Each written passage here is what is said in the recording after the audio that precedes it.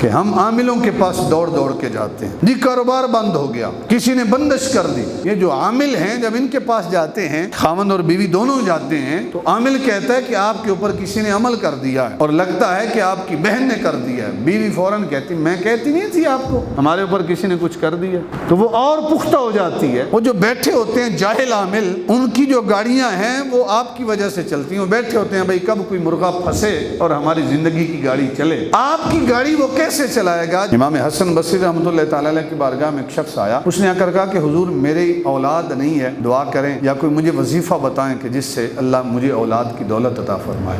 آپ نے فرمایا استغفار کرو، استغفر اللہ ربی من کل ذنب واتوب الیہ۔ وہ شخص چلا گیا، دوسرا شخص آیا، اس نے کہا کہ قحط ہے، بارش نہیں برس رہی، آپ ہمارے لیے دعا کریں اللہ رب العزت بارش نازل فرمائے، یا ہمیں کوئی وظیفہ بتائیں۔ آپ نے فرمایا استغفار کرو، استغفر اللہ ربی من کل ذنب واتوب الیہ، اپنے گناہوں پر مغفرت طلب کرو، اللہ بارش عطا فرما دے گا۔ تیسرا شخص آیا، اس نے کہا کہ حضور میرے پاس مال کی کمی ہے، بڑا پریشان حال ہوں، کوئی وظیفہ بتا دیں کہ اللہ رب العزت مجھے مال کی کثرت عطا فرمائے۔ امام حسن بصری رحمۃ اللہ تعالی علیہ فرماتے ہیں کہ ایسا کرو کہ تم بھی استغفار کرو۔ ایک شخص بیٹھا تھا ان تینوں کے درمیان، اس نے کہا حضور عجیب بات ہے، پہلا شخص آیا، اس نے کہا کہ اولاد نہیں ہے، آپ نے کہا استغفار کرو۔ دوسرا آیا، اس نے کہا بارش نازل نہیں ہو رہی، آپ نے کہا استغفار کرو۔ تیسرا آیا، اس نے کہا کہ مال کی قلت ہے، کمی ہے، فاقے ہیں، آپ نے کہا استغفار کرو۔ تینوں کا جواب آپ نے ایک ہی دیا ہے۔ یہ اچھا آپ نے عمل پکڑ لیا، بھائی استغفار کرو، استغفار کرو، آسان کام ہے، استغفار کرو۔ امام حسن بصری فرماتے ہیں کہ میں نے تینوں کو جو عمل دیا ہے وہ قرآن سے میں نے وظیفہ بتایا۔ کہا وہ کیسے؟ کہا کہ اللہ رب العزت نے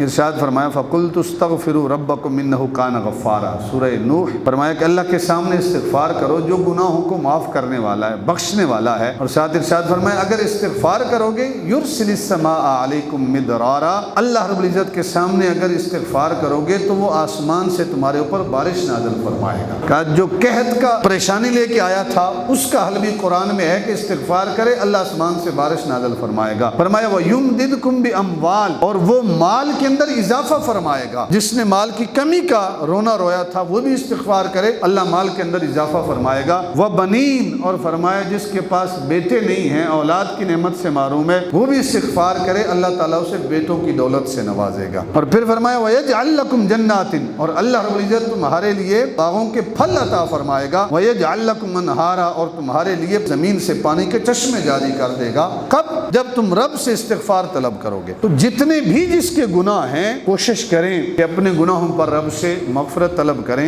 اللہ رب العزت تمہاری زندگی آسان بنا دے۔ آج ہماری حالت یہ ہے کہ ہم عاملوں کے پاس دوڑ دوڑ کے جاتے ہیں، جی کاروبار بند ہو گیا، کسی نے بندش کر دی۔ اب یہ جملہ کہتے ہوئے ہم دیکھتے نہیں ہیں کہ ہم کیا کہہ رہے ہیں۔ کاروبار بند ہو گیا، رزق دینے والی ذات اللہ رب العزت کی ہے، اور جب لوگوں سے اس بات کو ہم منسوب کرتے ہیں تو ہم کتنی بڑی خطا کر رہے ہوتے ہیں۔ کاروبار اللہ کے سوا کون ہے کاروبار بند کرنے والا؟